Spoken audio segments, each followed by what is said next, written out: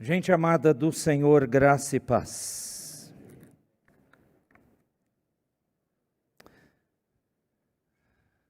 Como você vê a sua vida, a atuação da sua vida como um todo nesse mundo?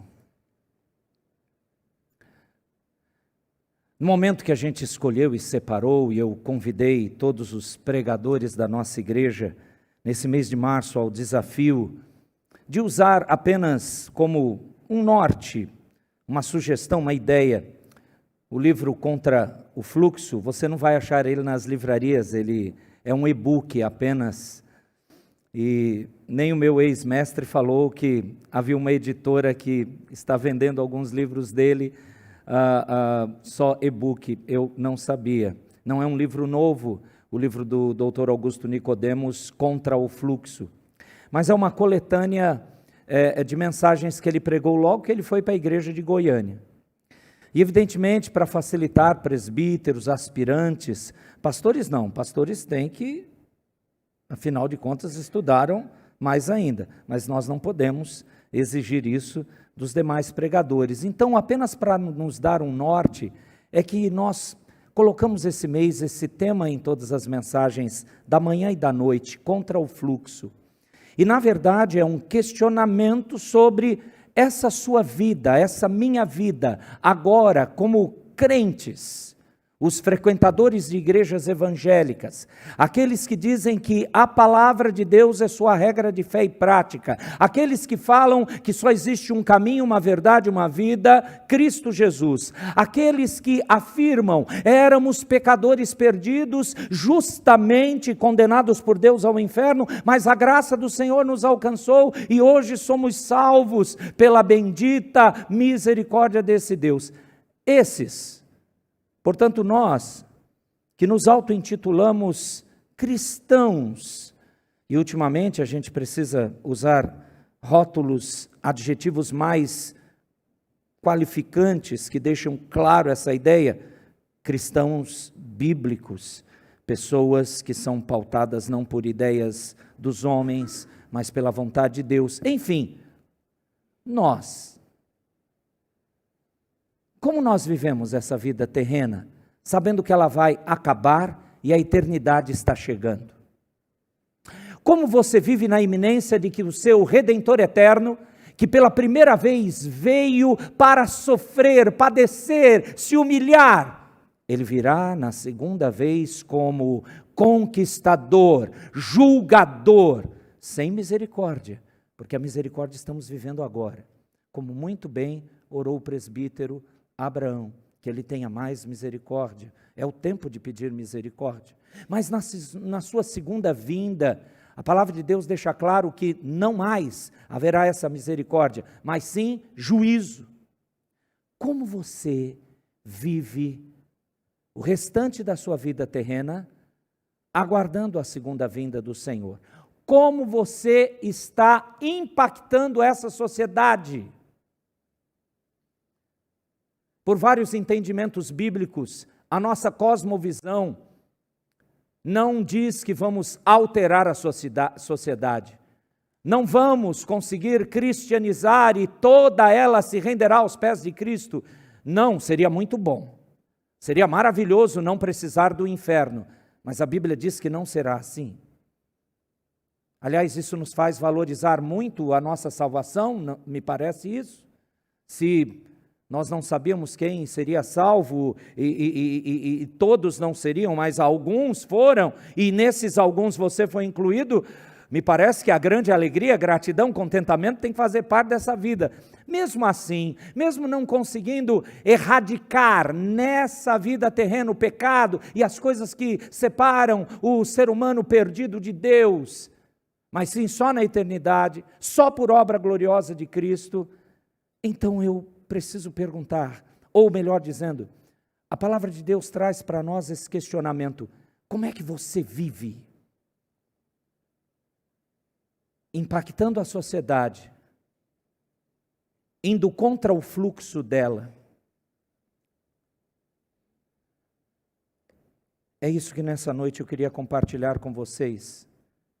relembrando de textos antigos bem conhecidos. Abra na profecia de Daniel, evidentemente, vamos ver a parte histórica, porque do capítulo 1 ao capítulo 6 é a parte histórica de Daniel, e depois, capítulo 7 ao capítulo 12, é que é a sua profecia. Eu queria que você abrisse no capítulo 1 de Daniel.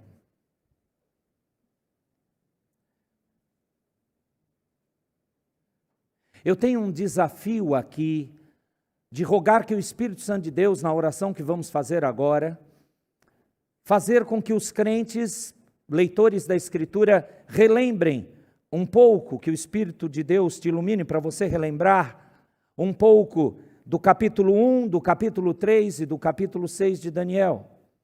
O apanhado das 3 lições que eu gostaria que nós tirássemos para a nossa vida sairá desses 3 capítulos, mas evidentemente essa parte do livro de Daniel é muito extensa, uma média de 25 a 30 versículos cada capítulo, e eu não quero ler. E por isso, enquanto eu prego, eu vou convidar você a encontrar no texto as referências que eu estou me baseando. Por isso nós não vamos fazer o esquema padrão. Lemos o texto bíblico, oramos e depois a exposição. Peço sua atenção e paciência nesse sentido. Vamos então já orar diante da palavra, rogando exclusivamente por nossa atenção, rogando que Deus nos ensine a impactar a nossa sociedade, indo contra o fluxo dela, que não nos faz aproximar do Senhor. Oremos. Senhor, nessa noite eu tenho ouvido as orações dos meus irmãos e tenho sido ensinado já por elas. A oração da Giovana eu consegui ouvir, de presbítero Abraão nos conduzindo, e esses irmãos têm razão no que pediram e no que afirmaram diante de Ti.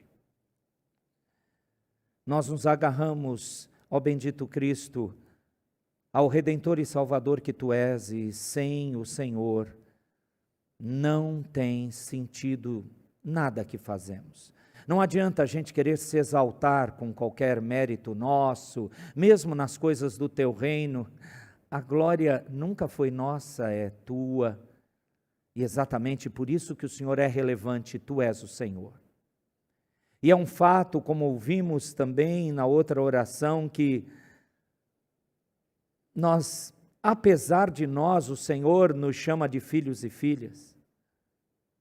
E mesmo ao longo de toda a obediência que os Teus servos possam ter durante a vida terrena, isso nunca será suficiente para chegar à altura da Tua glória, graça, majestade e poder.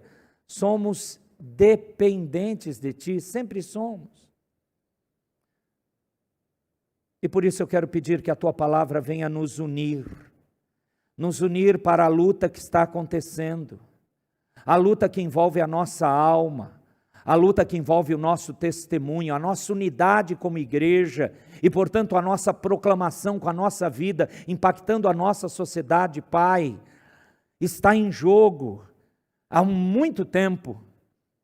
Então, que a Tua palavra venha a nos, como que, acordar, venha a nos tornar alertas e prontos para obedecer no custo que o Senhor preparou para nós, porque sabemos que qualquer luta e dificuldade do lado de cá do céu não se compara à destruição por toda a eternidade da qual o Senhor nos livrou, porque o Senhor nos livrou do inferno, pagando, ó Cristo bendito, no nosso lugar, cada um e todos os nossos pecados. Então qualquer custo de Te servir aqui é muito pouco, e sempre será muito pouco, e não vai ser revelado da nossa parte como gratidão sofrer por Ti nessa vida terrena. O Senhor merece infinitamente mais e mais, por isso o Senhor nos chama para a eternidade, para continuarmos a Te adorar e Te servir plenamente. Nós temos consciência disso, Pai, por isso, ilumina o nosso entendimento, molda nossos pensamentos para termos atitudes de acordo com a Tua palavra, em nome de Jesus. Amém. Daniel capítulo 1 fala de uma situação que aconteceu historicamente terrível para o povo de Israel do passado, e especificamente o reino do sul, chamado Judá, quando aquele famoso e repetido muitas vezes por nós e pelos profetas, o cativeiro que iria então declarar, o cativeiro de 70 anos, a partir do poder de um inimigo, os caldeus, isto é, a Babilônia, sobre aquele restante do povo de Israel do reino do sul. Diga-se de passagem, o reino do norte já tinha sido tratado e continuava a ser desde 722 a.C., com a Assíria os dominando. E depois, com o mesmo tom tratador, isto é, Deus vindo demonstrar amor ao seu povo, não os deixando viver como eles queriam. Você sabe muito bem que a sedução que o povo de Israel no passado teve, não foi uma sedução diferente da que nós vivemos. A sedução e o ceder a essa sedução foi porque eles adentraram as culturas do mundo ao seu redor.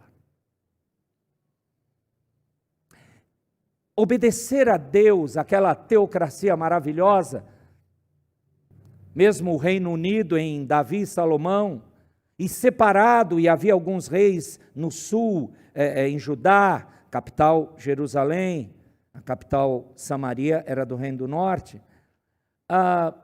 Mesmo aqueles poucos reis e alguns crentes fiéis, nós cremos assim, do Reino do Sul, mesmo assim, não impediu deles desejarem, querer ser, viver e, portanto, sucumbir à cultura ao redor.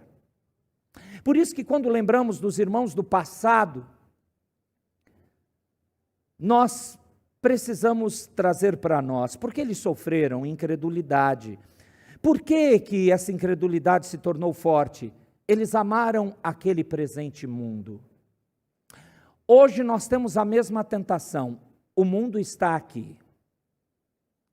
Não foi decretado pelo nosso Redentor, o Senhor Jesus, na famosa oração sacerdotal, que era para sermos, no momento da nossa salvação, direto e reto para a glória eterna. Não. Ele orou claramente, e temos isso escrito em João capítulo 17. Ele disse: eles não são do mundo, o meu povo, Pai, como eu não sou. E, portanto, eu peço que o Senhor não os tires do mundo, mas que os livres do mal. Então, nós temos que pulverizar esse mundo com aquilo que Cristo falou no seu sermão do monte. Devemos pulverizar com a luz, porque somos luz do mundo. Nós somos sal dessa terra. Preservamos ou mostramos o que é uma vida preservada por causa da nossa ligação com o Salvador, o Senhor Deus. O povo de Israel no passado ouviu a mesma chamada: vocês serão luz para as nações. Mas eles sucumbiram à sedução, repito, da sociedade ao redor. O incrível Deus chega e decreta: eu vou tratar vocês. E no caso do Reino do Sul, Judá, os 70 anos de cativeiro é como eu vou quebrá-los. Veja o verso 1 do capítulo 1 de Daniel, por favor. No ano 3º do reinado de Jeoaquim, rei de Judá, veio Nabucodonosor, rei da Babilônia, a Jerusalém e a sitiou. Segundo os relatos proféticos, ele fez um sítio cercando Jerusalém por cerca de um ano, 587. Em 586, quando eles não tinham mais alimento, era uma estratégia bélica de ataque muito comum naquela época. A gente vai cercar a cidade, aonde é o centro governante daquele país que queremos conquistar, nós vamos matar eles de fome. E não vamos deixar nem eles virem buscar alimento fora, nem poderem produzir dentro, e logo, logo morrerão à míngua, enquanto nós aqui com os nossos exércitos comemos, nos regalamos e só ficamos esperando a morte deles.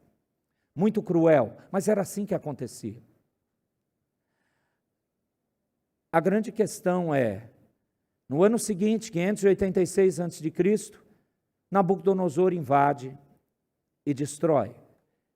Repare como isso acontece. Verso 2.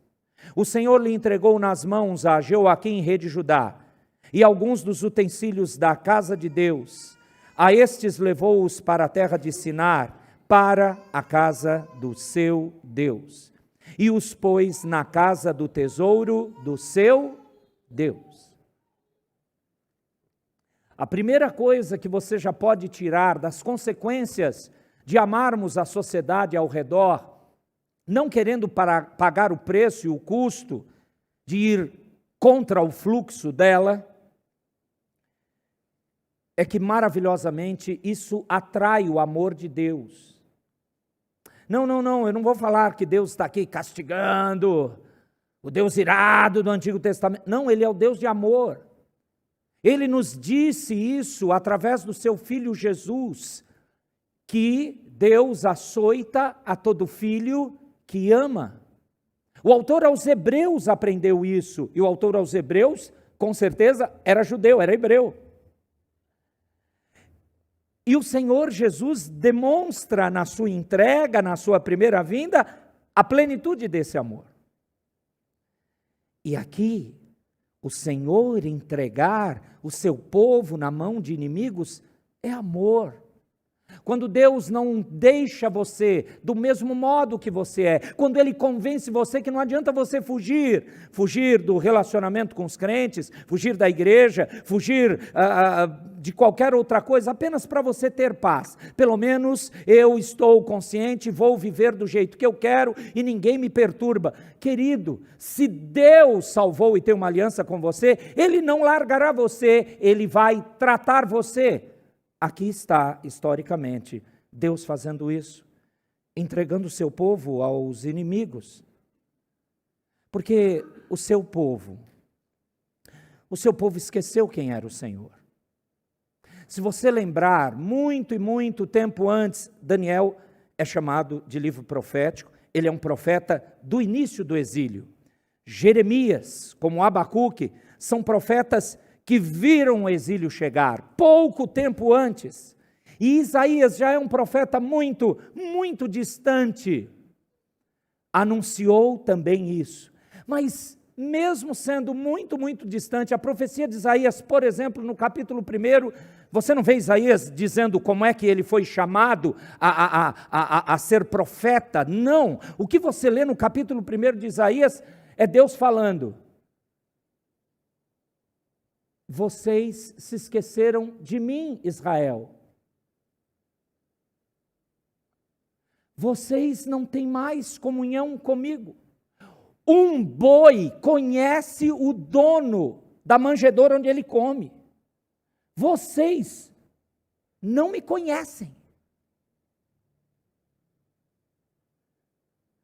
Então, Deus está fazendo com que o seu povo se lembre.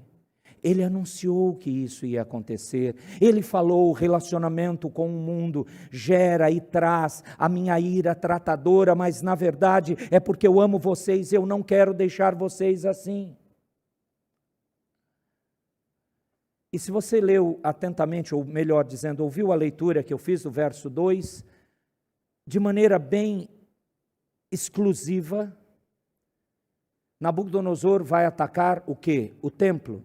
A gente sabe que ele o destruiu, mas em primeiro lugar ele roubou os utensílios do templo. Você sabe o que isso significava no passado, no Antigo como no Novo Testamento para o povo judeu. Era o templo, era a presença de Deus, era incrível saber que Deus estava ali. Eles se orgulhavam do templo construído por Salomão, eles tinham um impacto de saber que os sacrifícios eram para a glória de Deus, eles tinham êxtases espirituais, eu posso falar assim, em relação a o que significava o templo. Mas Deus estava dizendo: eu amo tanto vocês que não adianta.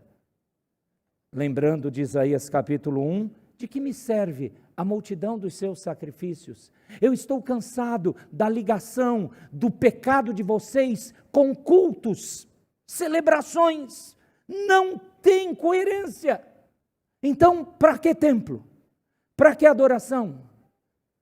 E Deus então determina numa das primeiras coisas, o inimigo, os caldeus, portanto, a Babilônia, Nabucodonosor, tirar aquilo que representava algo historicamente, religiosamente glorioso para os judeus. E aí, o exílio começa. Versículo 3 diz assim: disse o rei, esse rei é Nabucodonosor, a Aspenaz, chefe dos seus eunucos, que trouxesse a alguns dos filhos de Israel, tanto da linhagem real como dos nobres, jovens, sem nenhum defeito, de boa aparência, instruídos em toda sabedoria, doutos em ciência, versados no conhecimento, e que fossem competentes para assistirem no palácio do rei, e lhes ensinasse a cultura e a língua dos caldeus. Você já deve ter ouvido ou lido que uma das ações da Babilônia, os cruéis babilônicos, tão cruéis como os assírios antes deles, eles faziam uma coisa interessante, digamos assim, um pouco mais requintada, mas não deixa de ser cruel.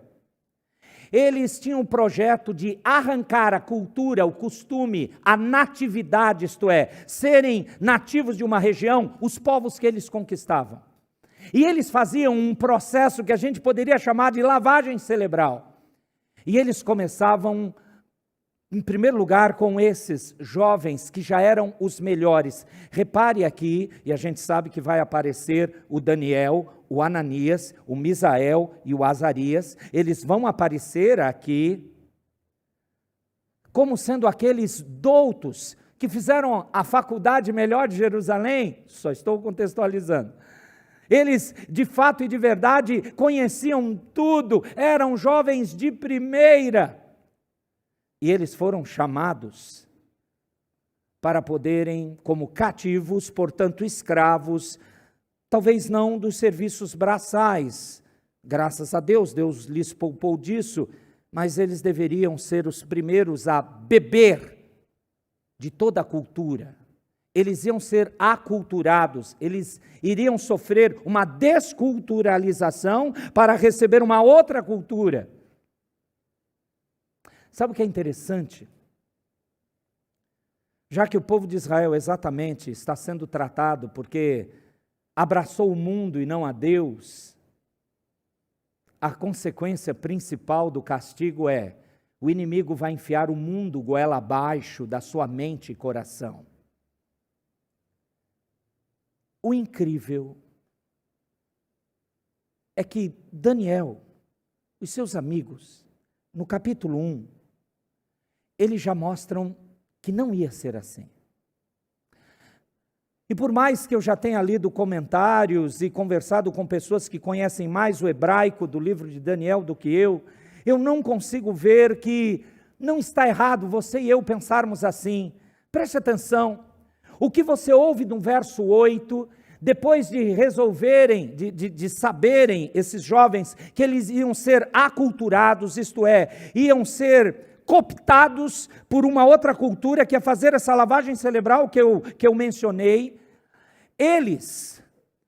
você não vê eles fazendo nenhuma outra coisa senão impactando aquela sociedade. Verso 8.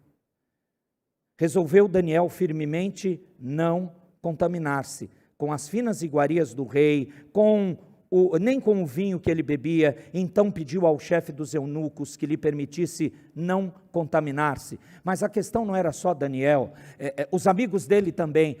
Mas o que eu queria falar sobre isso? Não me parece errôneo ninguém pensar assim. Presta atenção, por que eles estão no cativeiro? Porque tinha muita gente ao longo de muito tempo do povo de Israel que abandonou o Senhor.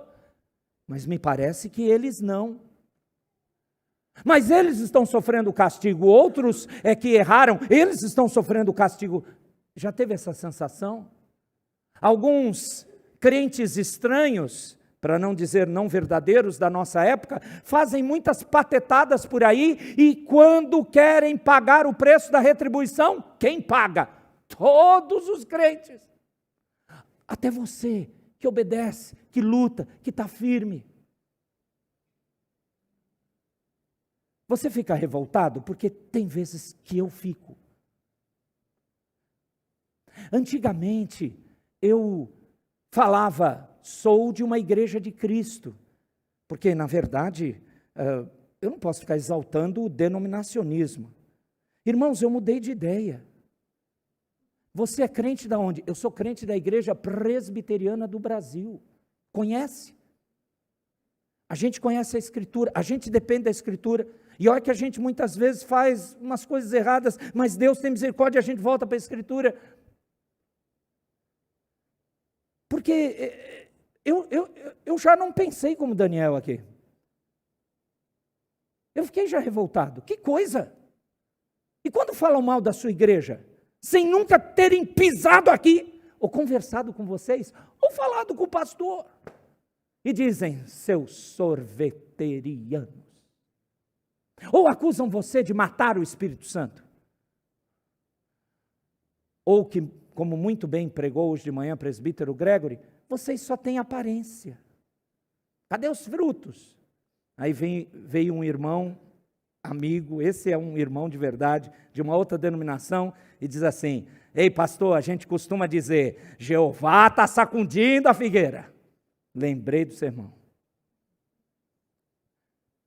Daniel e os seus amigos, jovens, longe de casa, arrancados do seio materno, arrancados da sua terra natal, por culpa dos outros, porque eles aqui demonstram que são de Deus, eles não querem se misturar com aquela cultura. Por que eles não ficaram revoltados? Por que eles não aproveitaram?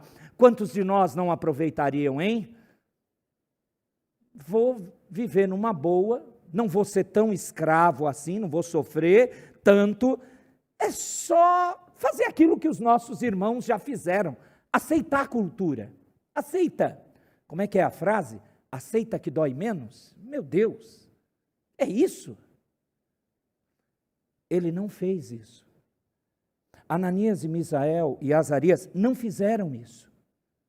Até os seus nomes foram mudados, para eles perderem qualquer ligação com o seu Deus e a sua cultura. Eles não fizeram. Você sabe qual é o resultado desse capítulo 1? Eles tiveram que primeiro enfrentar educadamente, mas enfrentaram o chefe dos eunucos. Querido chefe, alimenta nós aqui, nós 4. Alimenta com água e legumes. Se eu não estiver enganado, é exatamente isso que ele pediu.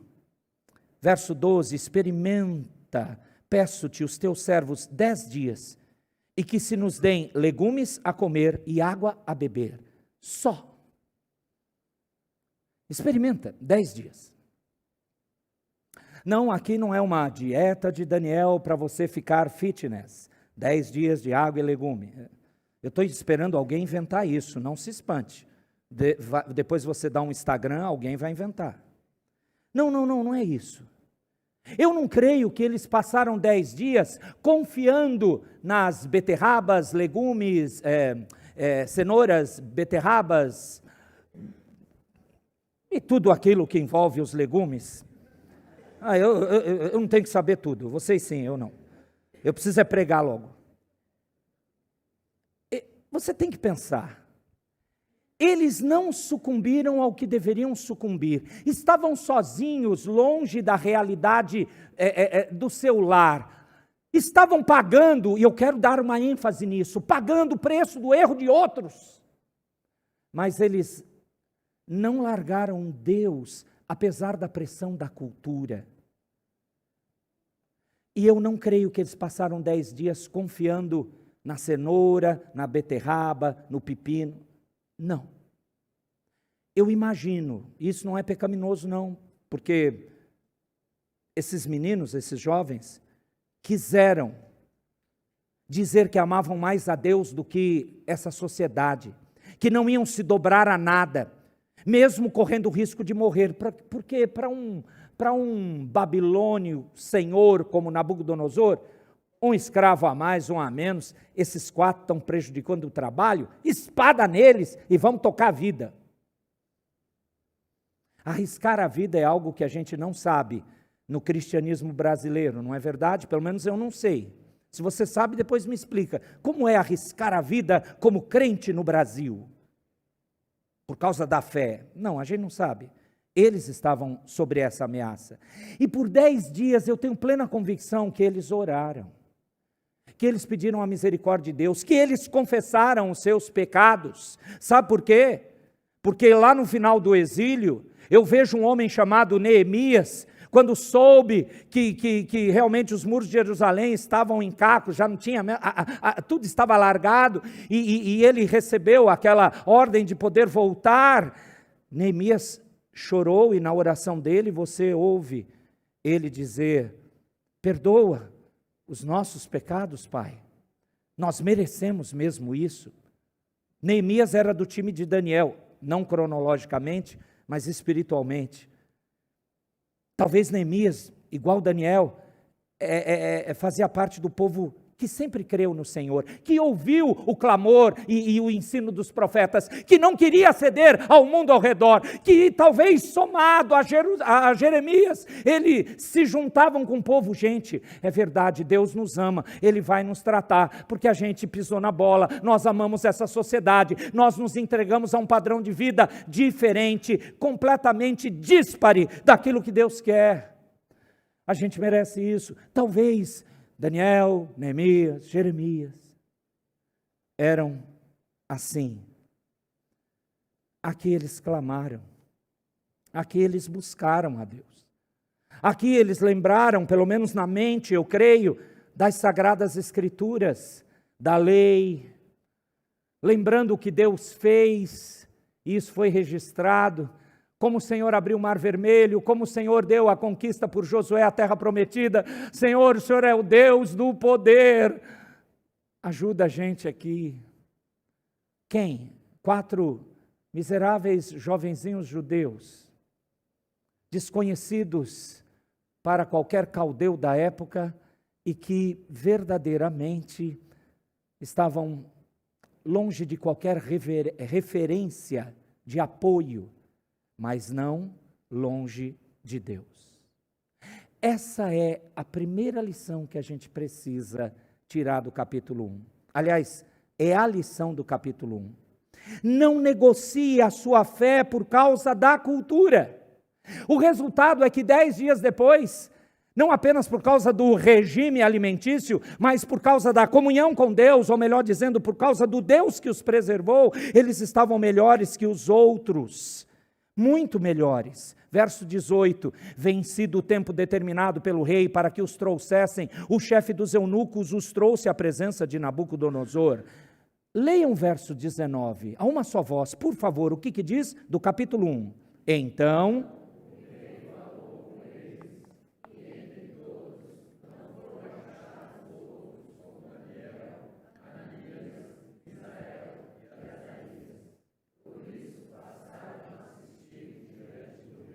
Você entendeu?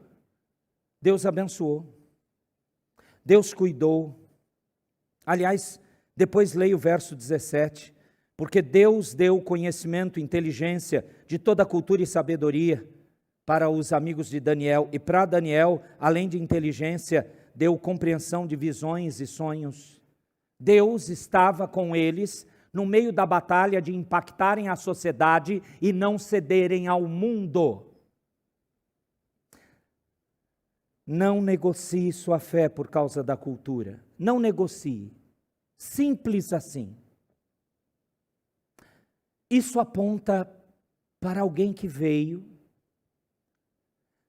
não pensou na glória eterna que tinha, mas veio cumprir o propósito do Pai eterno de salvar pessoas que não mereciam. E isso é amor. Amor imerecido, mas é amor. Isso aponta para o Messias. O Senhor Jesus que ficou exilado aqui. Se você puder pensar um pouco, você vai concordar comigo. Ele ficou exilado da glória eterna. Ele se submeteu a regimes, a governos, a culturas. Mas a Escritura diz, sendo tentado por todas as coisas à semelhança de nós, mas sem pecado. O Cristo bendito não comprometeu sua comunhão e ligação com Deus, ele não cedeu à sociedade. Ele foi tentado pelo próprio Satanás ao vivo e a cores, e a sua ação foi relembrar a palavra. E é a única coisa que realmente transforma pessoas para seguirem a Deus, a sua palavra. O Senhor Jesus, mesmo quando orou, passa de mim esse cálice, ele fez e se submeteu e voluntariamente entregou-se à morte, morte de cruz, para salvar quem não merecia. Me parece que Daniel aqui representa bem o Messias. E o nosso Messias não pensou em si, obedeceu ao Pai. A frase de Cristo que mais me deixa impactado de todos os ensinos do nosso Senhor e Salvador Jesus é quando ele diz: minha comida e minha bebida é fazer a vontade daquele que me enviou. Você acha mesmo que Daniel e os seus amigos estavam preocupados com a dieta? A verdadeira comida e bebida deles era fazer a vontade do Senhor, mesmo a custo da sua própria vida.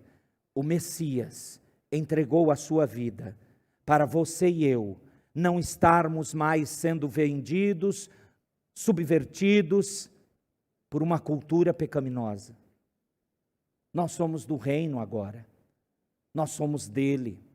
Aliás, voltamos a ser dele, ele nos criou e nos comprou. E ele não larga.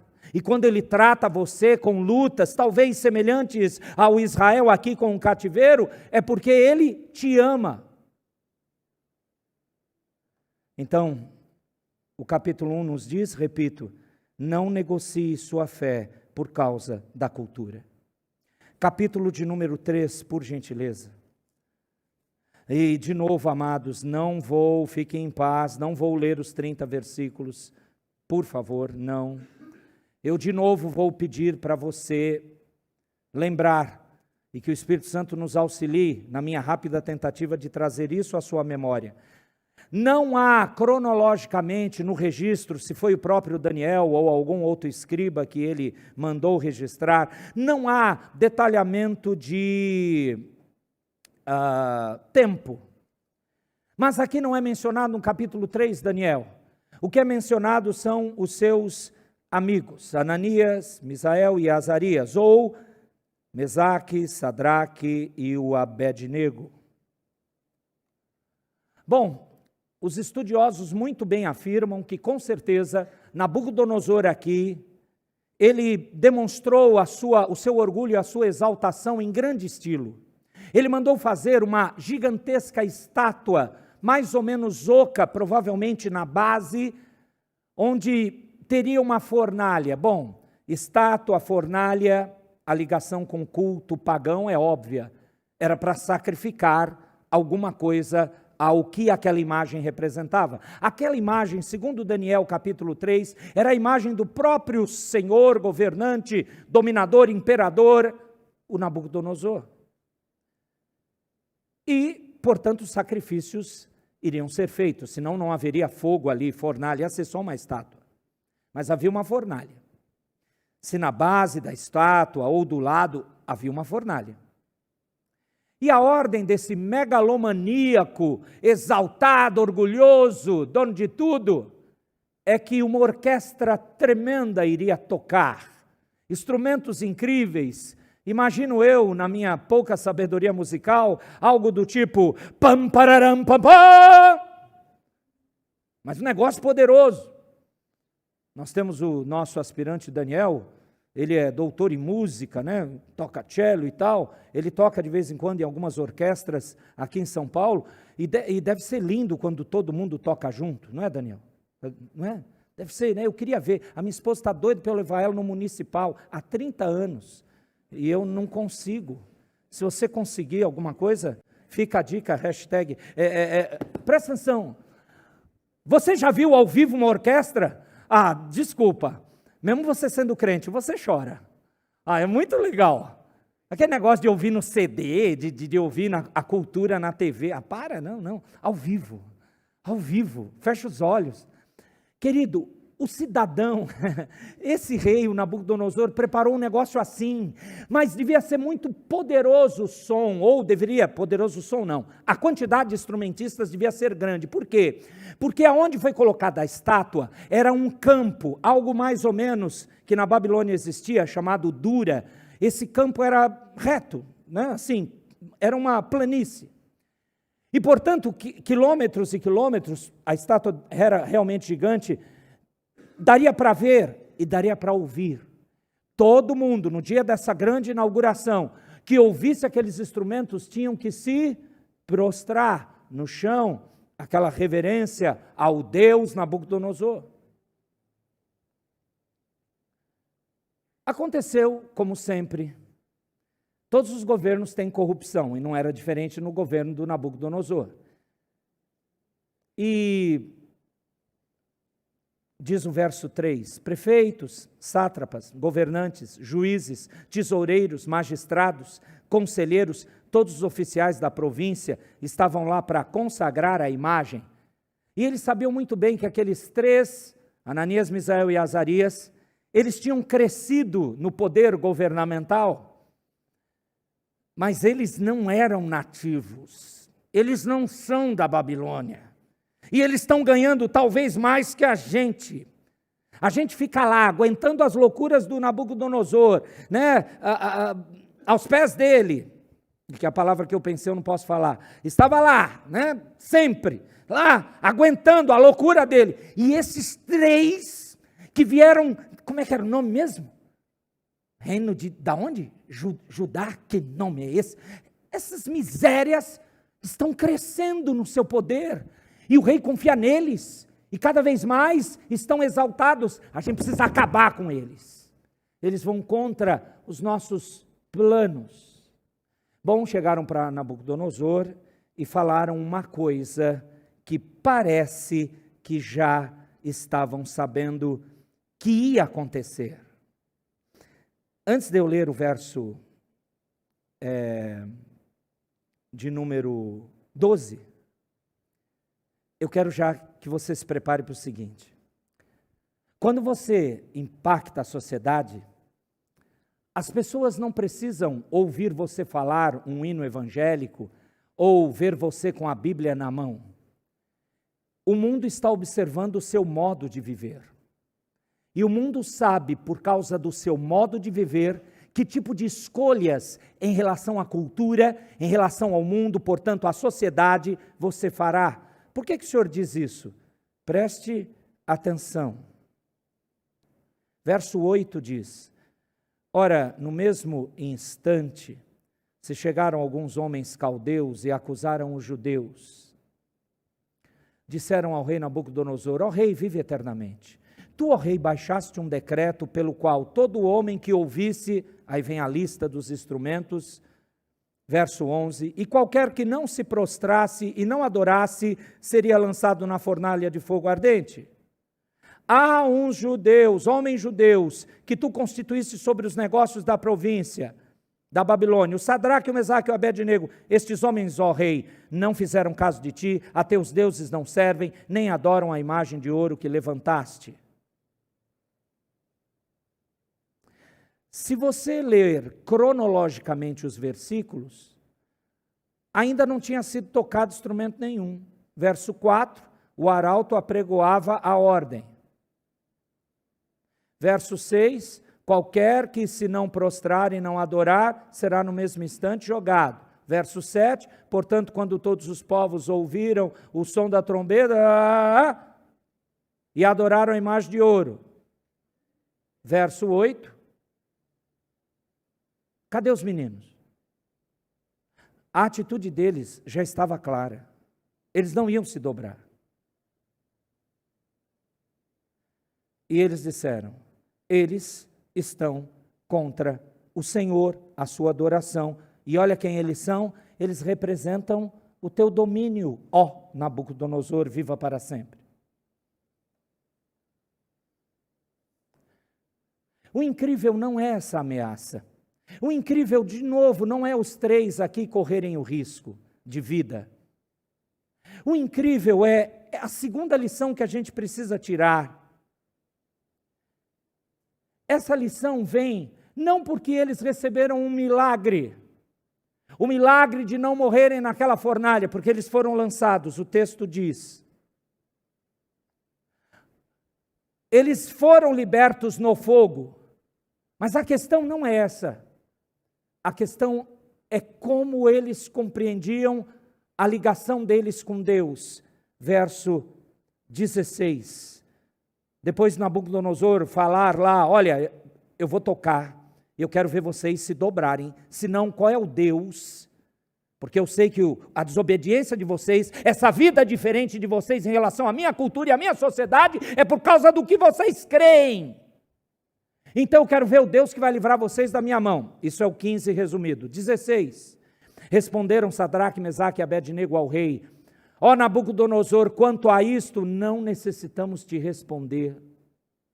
Se o nosso Deus a quem sirvamos quer livrar-nos, ele nos livrará da fornalha de fogo ardente das tuas mãos, ó rei. Se não, se Deus não operar o milagre, presta atenção como era o pensamento cultural, religioso dos pagãos, no caso da Babilônia.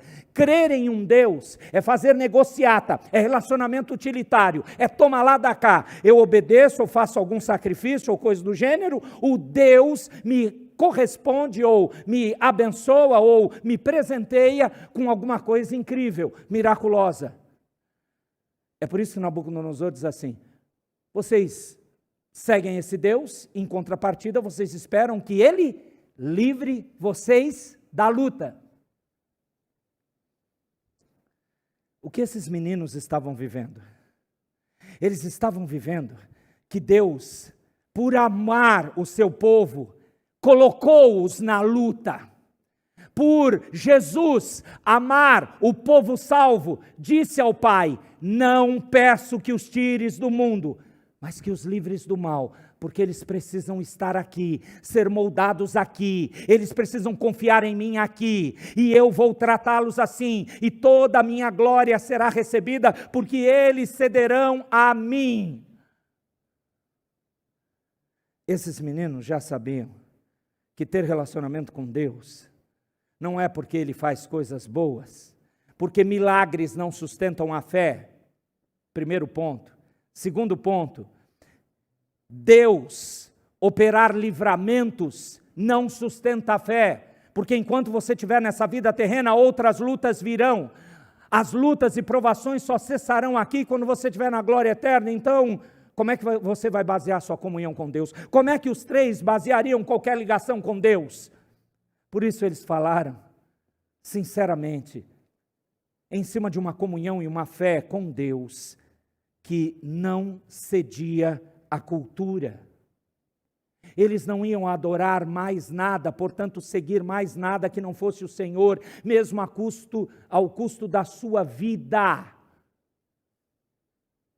Não temos que te responder isso. Verso 18, fica sabendo, ó rei, que não serviremos a teus deuses, nem adoraremos a imagem de ouro que levantaste, independente do que Deus fizer. Você está nessa cultura, e você não quer sofrer a pressão dessa cultura. Você está errado. Você tem que estar pronto para sofrer. Você tem que estar pronto para dizer: não faço parte desse mundo. Você tem que estar pronto para testemunhar em uma família que está aos pés do Senhor, em criar os seus filhos na contramão dessa sociedade, em ter os seus negócios de maneira santa, mesmo que para isso você arrisque perder clientes, porque os clientes querem fazer falcatrua com você. Mesmo que para isso você arrisque até, meu Deus, eu vou ser ameaçado de morte. Você sabe para onde vai depois que você morre. Por que o medo da morte? Para essa hora também vale esse ensino. Estamos na contramão. Ó rei, se o Senhor Deus quiser nos livrar, Ele faz. Se Ele não quiser, Ele continua sendo Deus. Eles foram lançados na fornalha. O livramento aconteceu no fogo. E quem aparece lá? Jesus. Aquele com aparência de filho dos deuses. O legal é que quem fala isso não é o escritor. Ele diz que Nabucodonosor percebeu. Ele olhou bem, tem um outro que tem uma aparência de filho dos deuses. O Senhor Jesus. Porque Ele não larga você no meio da luta. Ele enfrenta você, junto com você, a luta. Ele preserva e protege você. É como hoje de manhã na classe dos homens nós lembramos. Não vos veio tentação que não fosse humana, mas junto com a tentação Deus manda livramento, porque Deus é fiel. E não permitirá que você seja tentado além das suas forças. Ele está com você na luta, na provação, na tentação. Ele de novo está cumprindo isso aqui no texto passado. No texto que ocorreu no passado. E aí eles saíram. Coitado daquele pessoal que jogou eles na fornalha, né? Estava tão acesa que aqueles soldados, homens fortes, pelo jeito que o texto diz, valentes, morreram queimados. Devia ser terrível. E eles não. Mas preste atenção, a fé deles não estava baseada no livramento. A fé deles estava baseada em quem Deus é. Você precisa aprender essa segunda lição que faz parte do capítulo 3. Não negocie sua adoração a Deus por causa da opinião dos outros. Porque toda a corja de Nabucodonosor aqui é uma outra opinião. E eu sempre vou pensar que na hora que aqueles instrumentos tivessem sido tocados, aqueles meninos podiam pensar assim, meninos não, aqui eu acho que eles já tinha passado algum tempo, penso eu. Eles deviam pensar assim, a gente está numa boa, ganhando um dinheiro bom, o rei gosta de nós, o resto do povo não gosta mais, nós vamos arranjar encrenca agora? Está longe de terminar os 70 anos, penso eu. Quer saber? E eles nem falariam o nome hebraico. Sadraque, seu sapato está desamarrado. Abednego, o seu também. E aí, faltou quem? Faltou quem? O Mesaque. Aí o Mesaque olha, gente, que incrível, o meu também está desamarrado. Aí todo mundo abaixa, naquela hora. E se eles fizessem isso? Você ia condená-los? Eles que sofreram por causa dos outros, você ia condená-los? Eles que estavam numa vida de fé intensa ali, você ia condenar eles? Eu não iria, eu ia entender. Só que eles não negociaram a sua adoração a Deus por causa da opinião dos outros. Eu preciso terminar. Daniel capítulo 6. Talvez, de todas essas lutas, é o capítulo 6 que mais lembramos, a cova dos leões. Nós lembramos que Daniel foi jogado lá. Nós lembramos que ele foi liberto, Deus mandou um anjo, diz o texto, e fechou a boca dos leões. Mas eu não quero falar disso, porque já aprendemos que não é milagre que sustenta a nossa fé. Porque sempre haverá lutas do lado de cá do céu, as lutas só cessarão do lado de lá do céu. E as lutas fazem parte do projeto de Deus para moldar a mim, moldar vocês, porque Deus nos ama. Daniel 6. Deuteronômio não, Daniel 6. Bom, qual é a situação aqui? Eu acho que Daniel já era idoso. Não tão idoso, porque ele chegou a ser ministro, digamos assim, até o reinado de Ciro. E Ciro foi o governador persa que decretou o findar dos 70 anos, conforme a obra de Deus, a vontade de Deus, e o povo de Israel, o povo judeu começou a voltar. Mas aqui eu acho que menino ele não mais era, porque não era mais Nabucodonosor, era um dos seus filhos, o rei Dario ou Dário, tanto faz. Olha a fidelidade de Daniel a Deus, aonde o colocou, verso 1, Daniel 6. Pareceu bem a Dario constituir sobre o reino as 120 sátrapas que estivessem por todo o reino, e sobre eles 3 presidentes. Então, top dos tops, o bambambam só abaixo do rei Dario. Dentre eles, Daniel era um, aos quais estes sátrapas dessem conta para que o rei não sofresse dano. Pensa no tipo de trabalho desse pessoal. Eu vou falar num português rebuscado. Daniel e os outros 2 presidentes eram os caguetas do rei. Tinha sátrapas, prefeitos, governantes, assim, governadores de províncias. Eles ganhavam dinheiro lá de impostos, provavelmente, mas aí aquela mania do pecador de ficar um pouquinho e dizer, foi só isso que arrecadou. E aí os 3 presidentes iam investigar. Diz para mim, quais dos 3 presidentes não ia entrar em maracutaia? Quem? O nosso menino Daniel, que agora é um homem. Daniel. Por quê? Porque ele já estava cansado de sofrer, e os 70 anos de cativeiro não cessavam, e ele já estava cansado, velho provavelmente. Então, deixa rolar, não quero mais encrenca, já sofri demais, Deus já me ajudou muito. Com certeza, quando as contas vinham, Daniel tinha que tratar e falar, olha, não é assim. Vamos resolver esse problema. Eu não vejo Daniel, pelo menos o texto não diz, mas eu não vejo ele como um homem beligerante, que abusou da sua autoridade. O que sempre destacou esse servo e os demais aqui dessa história, o que destacou é que eles temiam a Deus acima da própria cultura que os cercava. Então eles não usavam da cultura. O que a nossa cultura diz? Homem valente, vai lá, responde, bate, vai ser feito o que eu quero. Não. Ele continuava cedendo à cultura do reino. E eu não tenho problema de pensar que Daniel pegava um desses sátrapas picaretas e chegasse junto, querido, isso vai dar ruim para você. Vamos resolver o que você roubou. Tanto, eu vou te dar um tempo para você repor. Senão eu vou falar para o rei. Mas a gente resolve isso. Você errou, não faça isso. Eu imagino Daniel, sem medo de errar, testemunhando do que significa servir um Deus que é santo, justo e bom e cuida de nós. Eu não imagino Daniel,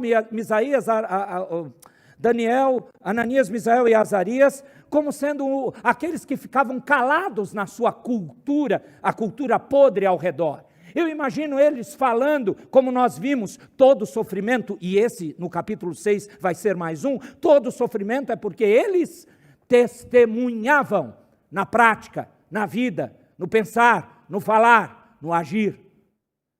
Aliás, é para isso que você foi salvo. Você tem que fazer, e eu também, nessa sociedade, a mesma coisa. Senão, não vale de nada o ser cristão. Então, verso 4 diz que os presidentes e os sátrapas procuravam ocasião para acusar Daniel a respeito do reino, mas não puderam achá-la, nem culpa alguma, porque Daniel era o quê? Fiel, e não se achava nele nenhum erro, nem culpa, nem conchavo, nem picaretagem, nem negociata. Como é que a gente vai pegar esse cara para tirar ele de lá e a gente continuar com as nossas maracutaias numa boa? Verso 5. Disseram, pois, estes homens, nunca acharemos ocasião alguma para acusar esse Daniel, se não a procurarmos contra ele na lei do seu Deus. E aí vem aquela ideia maldita do demônio. Rei, vem cá, Dario, grande Dario. Dario, o senhor é muito bom. O senhor é top dos tops. Faz o seguinte, cria um decreto que durante 30 dias, ninguém vai poder pedir nada a não ser para o senhor, porque o senhor é o rei, o senhor é o Deus da Babilônia, é o senhor que tem poder, é só o senhor, grande Dario. E o Dario, filho de quem? Do Nabucodonosor, apesar de que parece nesse texto que Dario e Daniel tinham uma amizade. Eu creio que o testemunho foi tão grande, aprende essa, o testemunho nosso nessa sociedade perdida é tão impressionante que ímpios podem gostar de nós exatamente porque você é de Deus. O Dario gostava do Daniel. Vale a pena investir nesse homem, mesmo nenhum sinal aqui demonstrando de uma crença de Dario a Deus. Mas o Dario era filho de quem? Do Nabucodonosor. E se o Nabucodonosor foi aquele maluco da estátua, quando ele ouviu, como é que é? Ninguém vai pedir nada nesse reino a não ser para mim. Eu sou o provedor, eu sou o próprio Deus da Babilônia. Gostei. E ele cedeu. Nós cedemos aos nossos desejos sempre. Cuidado. Todo mundo soube. Daniel também. De novo, eu queria que você fosse humano como eu sou, quando eu releio esse texto. Quantos dias eram? Só 30. Não eram 3 anos ou 30 anos. Eram 30 dias, um mês. Presta atenção. Quanto sofrimento Daniel já não passou. Tudo bem que ele estava lá, numa situação maravilhosa, guardado e preservado por Deus. Mas 30 dias. Qual era o costume mesmo? O costume de Daniel era ter uma comunhão diária com Deus através de oração. E nós vamos ver que é isso mesmo. 30 dias, gente. 30 dias, ele podia pensar assim: Senhor, me perdoa, mas eu não estou mais com idade, cabeça, para aguentar isso. É 30 dias, me perdoe, Pai, depois eu vou pedir muito perdão, eu não vou falar contigo por 30 dias, porque eu quero um pouco de paz.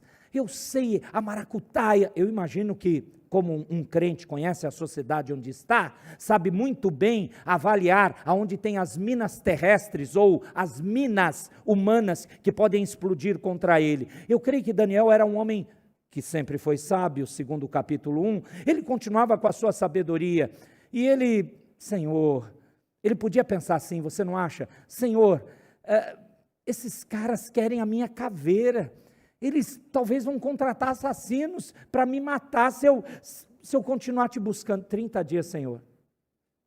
Pensa você dizendo assim, vou dar um tempo na igreja, só um mês, 4 domingos, eu só não vou vir, depois eu volto, de boa, eu só quero dar um tempo.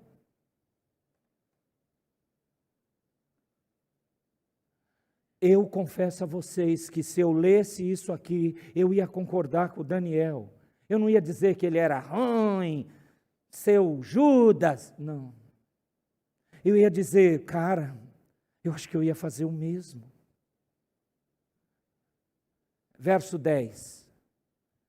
Daniel, pois, quando soube que a escritura estava assinada, entrou em sua casa, e em cima no seu quarto, onde havia janelas fechadas, travadas, com grade, para ninguém ver, filmadas, assim, aquele filme escuro, para ninguém olhar, janelas abertas, do lado de Jerusalém, ele fazia uma oraçãozinha rápida de 1 minuto, sabe aquela oração? Antes de você dormir, Senhor, muito obrigado por esse dia, amém.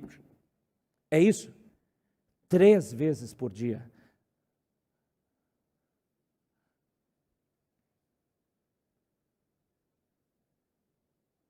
Você ora 3 vezes no dia? Porque eu já passei uma semana orando 1 vez na semana. Você não?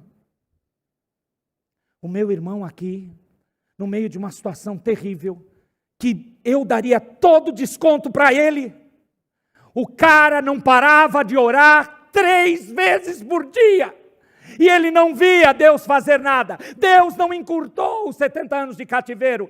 Deus não fez mudanças. Deus não amenizou aquele governo. Não mudou aquela sociedade. Ele continuava na luta, velho, cansado, triste. Triste no sentido da canseira.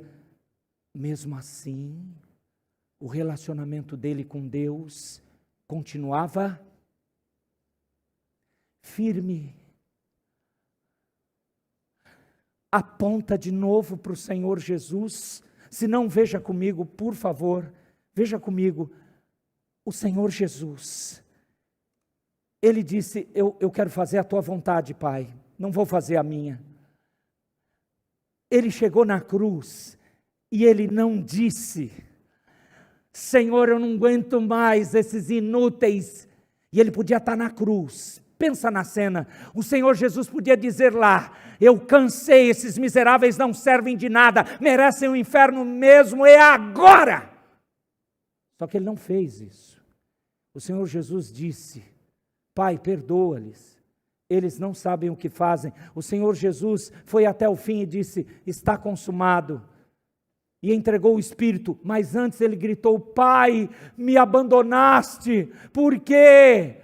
Porque Deus não tem compactuação, não tem ligação com o pecado. Quem assumiu os pecados de muitos? O Filho. Sim, ele foi abandonado.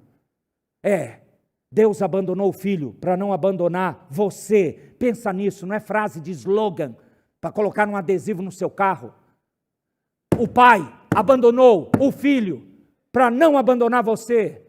E aí você cede a essa sociedade. Daniel me mostra muito de Jesus. Daniel não cedeu. E ele continuou na sua oração 3 vezes o dia, manhã, tarde e noite. E ele se ajoelhava e ele dava graças diante de Deus. E o final do verso 10 é impressionante. Já tirou. O que diz aí? Como costumava fazer. Nós já sabemos que ele foi jogado na cova dos leões. Resume comigo. Não foram livres, eles correram um risco em Daniel no capítulo 1, e se não desse certo, negócio da comida. Eles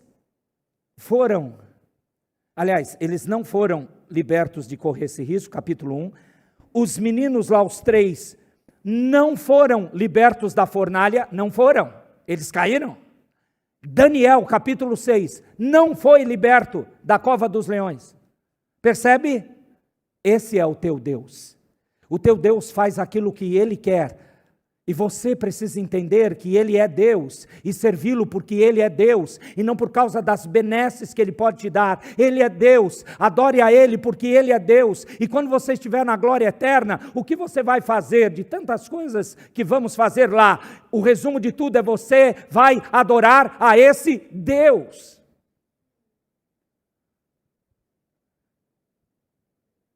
A última lição é: não negocie sua comunhão com Deus por causa de qualquer coisa.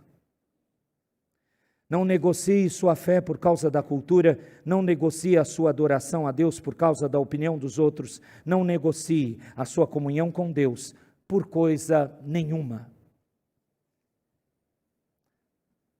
Deus nos salvou para a gente viver assim, nessa sociedade perdida. Viva assim. Viva, em nome de Jesus, porque Deus está conosco. Fiquemos em pé, por gentileza.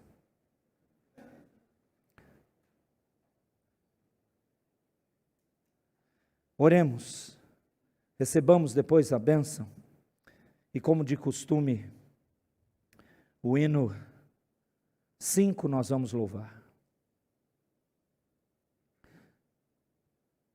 Senhor, eu quero te pedir que o Senhor tire de nós o medo dessa sociedade, tire de nós o pavor de achar que a cultura brasileira vai sucumbir contra nós e o que eles podem fazer são coisas terríveis.